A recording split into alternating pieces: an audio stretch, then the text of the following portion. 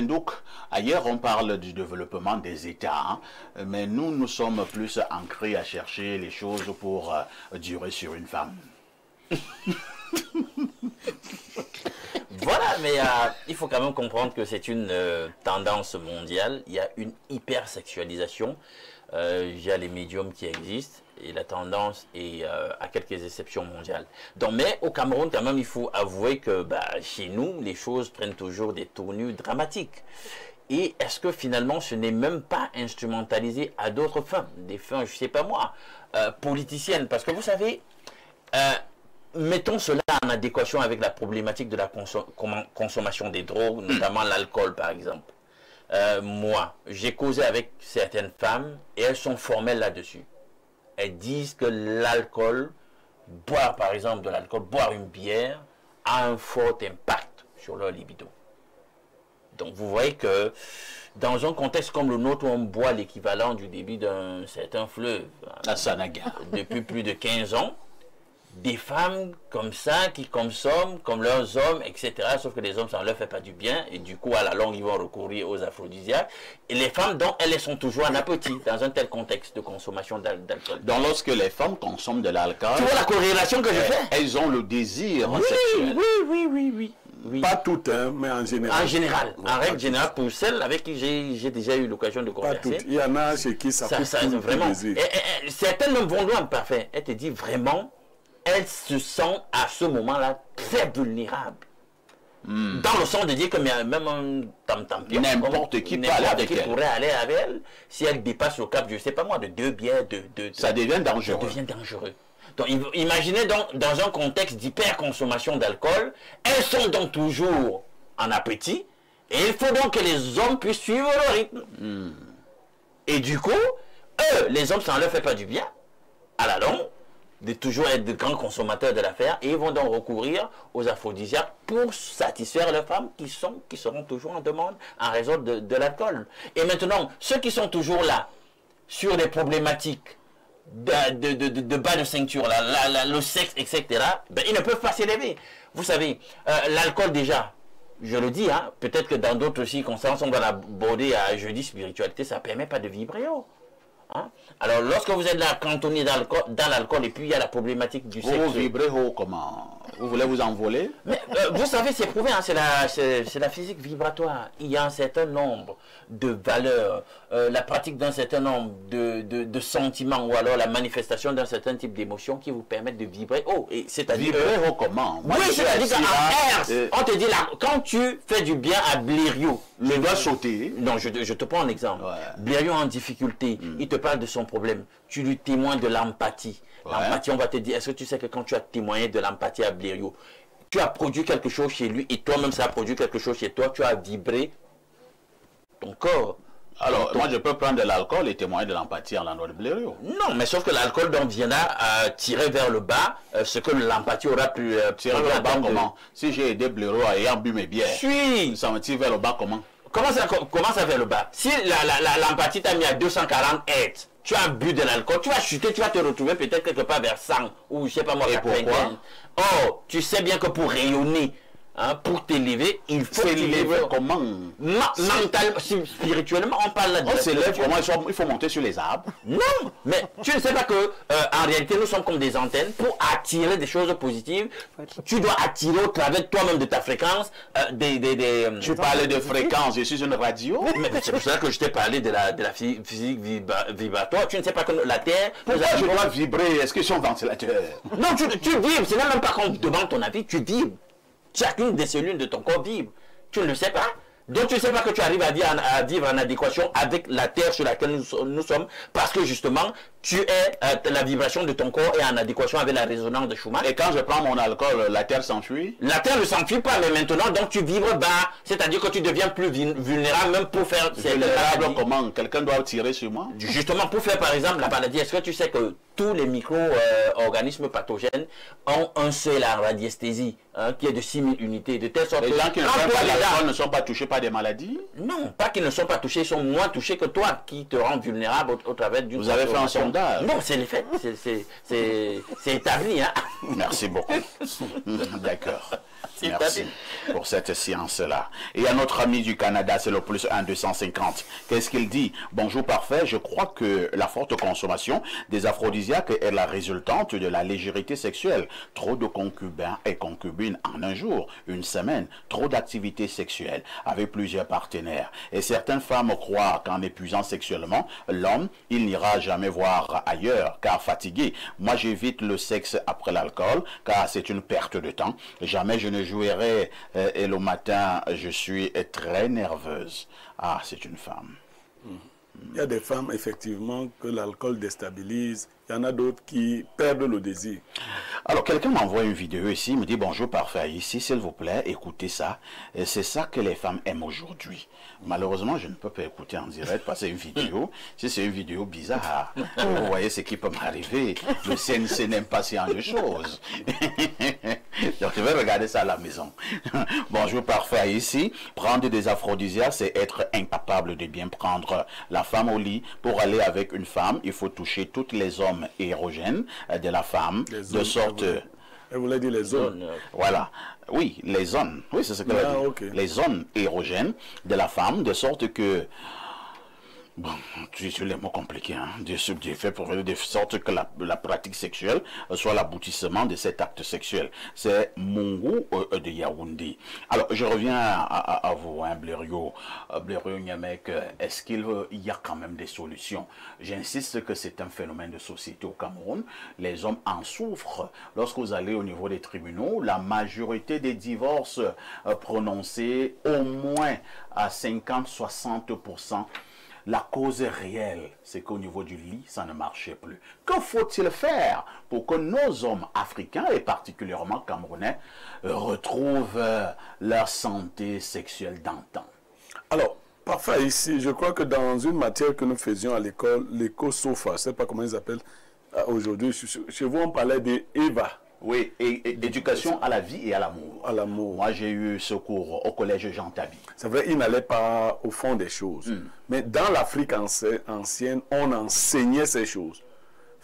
Nous sommes des animaux raisonnables. Ça veut dire que la pratique du sexe n'est pas simplement naturelle chez nous. Et avec l'adaptation que nous devons faire par rapport aux évolutions sociales et sociétales, il est bon que ce thème soit mis dans l'éducation des jeunes gens. Quand on commence à enseigner la sexualité. Oui. Comment faire l'amour? Comment maîtriser? Est-ce qu'on ne va pas trouver que c'est impudique? Non, dans des sociétés bien organisées, on doit le faire. C'est un problème de société aujourd'hui. On ne peut pas continuer de se voiler la face. L'État ne prête pas attention à toutes les dérives. C'est un problème. Il faut enseigner aux jeunes gens, à tout le monde, comment utiliser son corps.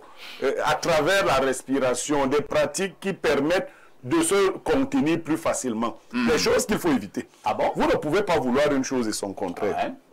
Si vous voulez avoir une bonne vie sexuelle, il y a une certaine discipline de vie que vous devrez adopter. Il y a des excès que vous devrez éviter. Il y a une qualité de l'alimentation. Par exemple, des femmes qui ajoutent trop, qui mettent trop d'huile, de graisse dans les repas de leur mari. Trop de sucre. Voilà. Donc, il faut veiller à ça. Quand j'étais enfant, j'allais souvent chez ma grand-mère en Vengueux et j'aimais beaucoup sucer les cannes. Je suçais beaucoup les cannes. Et elle venait, j'avais à peine 11 ans, hein, et elle me dit, non, tu as trop sucé les cannes. Non, ne suce pas trop les cannes comme ça. Voilà. Et ça, il me dit, ça arrête, tu ne suces plus. Vous comprenez que la société africaine, elle ne vous disait pas pourquoi. Ouais. Mais dans le non-dit, de manière subliminale, elle avait appris que trop de sucre dans le corps de l'homme peut contribuer à un affaiblissement. Donc, nos sociétés se porteront mieux ou se porteraient mieux si elles prêtaient attention à ces problèmes qui sont des problèmes réels. Un téléspectateur l'a indiqué également. Ouais. La multiplicité ou la multiplication des partenaires est génératrice de frustration. Ah bon? Ah oui, ben regardez bien. Les femmes aujourd'hui qui devraient, quand vous rencontrez un homme qui vous correspond, au lieu de rester là, parce qu'il y a des femmes avec lesquelles vous performez plus qu'avec d'autres. Oui. bien évidemment, il y a une sorte de correspondance sexuelle. Mais la femme se rend compte qu'elle correspond avec, et ensuite elle peut prendre autre chose qui vient créer des... Non. On m'a expliqué dernièrement au SAGO, un spécialiste des travaux publics, que la manière de construire une route qui va porter de gros enjeux n'est pas la même que celle qu'on utilise pour construire une route qui va porter de petits engins. Tout à fait. Voilà, donc quand vous mélangez tout, après à un moment donné, vous revenez revendiquer des choses dont elle n'est plus capable. Vous avez pris votre femme, elle était normale. Elle va voir ailleurs n'importe quoi. Elle vous ramène une situation difficile à gérer. Qui ne... vous ne reconnaissez plus la route. Oui, vous perdez. Vous comprenez plus si c'est Boya, si c'est Tchang. Alors non, vraiment, les femmes, soyez aussi fidèles. Merci. Hein. Alors, que dit le 240? C'est encore la Guinée équatoriale. Bonjour, parfait mec. Vous avez lu un maître quoi, Buram de l'Inde depuis 1970. Il dit que la vie impliquant le mouvement, la stagnation est difficile. Les barrières qu'ont mis l'acte sexuel, il deviendra comme aller uriner. Franck Fanon dit que l'acte sexuel pour un Africain est non éduqué. Je n'ai rien compris. Hein. Alors, allons du côté du 212. Hein. C'est le Maroc. Que dit le téléspectateur du Maroc? Bonjour, Aïssi et toi d'Albert Parfait. Le bois bandé de la modération. Alain Douk, toi quand tu portes les lunettes, ça signifie que tu as encore les nerfs du jeudi spiritualité. Je suis sûr que tu as les yeux rouges, ce qui explique le port des lunettes. Tonton Adalbert, on a vraiment besoin d'une journée consacrée à la sexualité. J'ai trop de questions. Par exemple, pour bien faire l'amour à une femme, faut-il aller lentement ou alors on doit taper vite et fort? Toi qui as 5 femmes, Blériot, dis-nous. Voici la sagesse du jour. Une femme en colère, c'est comme un moteur diesel. Ça met du temps à démarrer, mais quand ça part, ça fait du bruit à lundi 10 h. Est-ce qu'on doit aller vite? Non, il faut alterner en fonction des réactions de chaque corps. Aller trop vite pour vous-même peut précipiter votre éjaculation. Il faut donc contrôler votre respiration au moment où vous allez. Si vous allez trop vite, si elle monte, vous ralentissez pour réguler la respiration. Vous devez être maître du mouvement. Ce n'est pas le mouvement qui doit vous entraîner. Les cours de cette affaire en direct. Alors, allons au plus 7 à 902. Il s'agit de quel pays là? On me dit que c'est la Russie. Que dit le téléspectateur de la Russie? Bonjour, espace miné. Bonjour à toi, le Chiroma de la communication. Le Samuel Eto'o d'or du journalisme, le Paul Biya du 10-12. Prendre les aphrodisiaques n'est pas une solution pour un bon rapport sexuel. Il faut savoir que tout effort qui n'est pas naturel nous épuise et nous dégrade et nous rend indépendants. Pour mon cas, oui, il voulait dire et nous rend dépendants. Hein.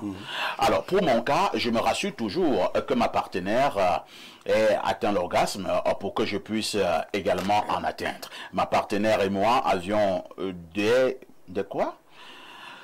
Avons souvent des conversations, comment elle souhaite que je lui fasse l'amour, et pendant l'acte sexuel, j'observe les multiples réactions. Une fois qu'elle a atteint l'orgasme, moi aussi je cherche à atteindre. Moi j'atteins généralement une fois la deuxième fois arrivée, toujours après un jour, et tout ça sans aphrodisiaque. Parfois aussi, on peut dire que tu n'es pas normal. Hein? Alors, Jeanne Rosine, il y a quand même un aspect de cette affaire, hein, c'est-à-dire la vie sexuelle entre partenaires ou bien en couple. Est-ce que le dialogue n'est pas également fondamental? Est-ce que la femme ne doit pas causer avec son mari? Peut-être également la femme peut aider, parce que par moment, nous les hommes, vous nous donnez trop de travail. Toi-même, tu sais ce qu'il faut faire pour que tu atteignes le bon score, mais tu déranges. Est-ce que c'est pas bien de faciliter la tâche, vous gagnez en temps? Tu dis à l'homme que bon, vraiment, fais comme ça, fais comme ça. Ça dépend de votre partenaire. Il y a des hommes qui sont tellement frustrés qu'ils n'arrivent pas à échanger avec leur partenaire. Si vous êtes une femme et que vous aimez votre homme, vous allez lui donner les astuces. Comment est-ce que vous voulez être satisfaite? Et au Cameroun, généralement, les couples ont honte d'en parler. Oui, parce que lorsque vous commencez vous avez besoin de votre partenaire. Vous l'appelez, dites que moi je te veux. Non, je travaille, je suis fatiguée, je suis ceci, c'est ce qui fait en sorte que les femmes aillent ailleurs.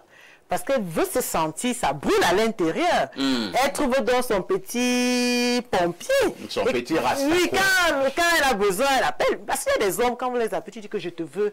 Il te dit non, je suis malade, je me sens pas bien. Je suis en réunion. Vraiment, j'ai fini la réunion à 19h. Tu dis bon, à 19h, je passe te prendre. Non, vraiment, laisse, on va voir ça demain. C'est vous qui nous découragez.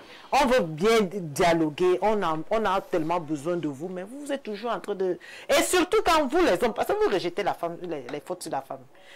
C'est vous. Vous avez peut-être 5 à 10 petites. La femme de la maison a besoin de vous. Mais quand vous rentrez, vous êtes d'abord nerveux au niveau du portail. Parce que tu as déjà épuisé. Tu as épuisé tes énergies à l'extérieur. Donc quand tu rentres, tu es tellement nerveux, la femme veut même parler. Pour que la femme ne te dérange pas. Oui, tu te fâches, tu mets d'abord un post sport, tu regardes, elle veut même te parler, tu ne veux même pas. Tu dis que j'ai besoin de calme. Oui, tu dis aux enfants, allez vous coucher. C'est vous. Vous. Blaireau disait tout à l'heure que les femmes doivent être fidèles, même vous-même les hommes, soyez fidèles. Gardez ça pour vos épouses. Bonjour à vous. Le sexe pour les hommes n'est plus qu'un passe-temps. Faire l'amour est déjà comme une formalité à remplir. Il serait vraiment nécessaire de réapprendre aux personnes la notion de faire l'amour. C'est Alias depuis Etoudi qui envoie ce message. Bonjour Espace Mini. Sans les open sex, les aphrodisiaques et autres, certaines femmes seraient très frustrées. Les awadja, comme ça, par exemple, vous voyez... Vous voyez la rage qu'elle a dans ses voices, c'est normal. Si les fameux phallus qu'elle dit avoir vus n'ont pas été bottés au open sex et aphrodisiaque. C'est Papou depuis Dragage. Bonjour Papou. Bonjour chers voisins. Quand dans un pays les responsables prennent les aphrodisiaques et écoutent les musiques comme Tap Tapa sur ma part, comment on va atteindre l'émergence? Dernièrement, une jeune fille a été traînée devant les juridictions parce qu'un monsieur est décédé dans une chambre d'hôtel pendant l'acte. Et puis, on a demandé de présenter l'arme du crime. Je vous laisse imaginer la suite. C'est Saïd et DiCaprio depuis Garoua. Je vous annonce une mauvaise nouvelle. Très mauvaise. L'émission est actuellement terminée. Les plus bonnes choses devraient avoir une fin. Merci à Jeanne Rosine pour ses conseils sur ce plan-là. Elle a quand même de l'expertise. Merci à Alain Douk qui nous a également ébloui avec ses avis. Probablement qu'il est toujours au labo. Pierre Furiot qui s'est positionné ce matin comme étant un expert en la matière. On lui dit infiniment merci. Ne ratez pas la rediffusion de ce programme. C'est tous les soirs à partir de 22h30. Nous vous donnons également rendez-vous comme d'habitude dimanche à partir de 11h30 pour le grand débat de la semaine. Et vous appellerez cela libre expression, toujours avec des invités de poids pour des arguments de taille. Je vous souhaite une bonne fin de semaine avec tout ceci.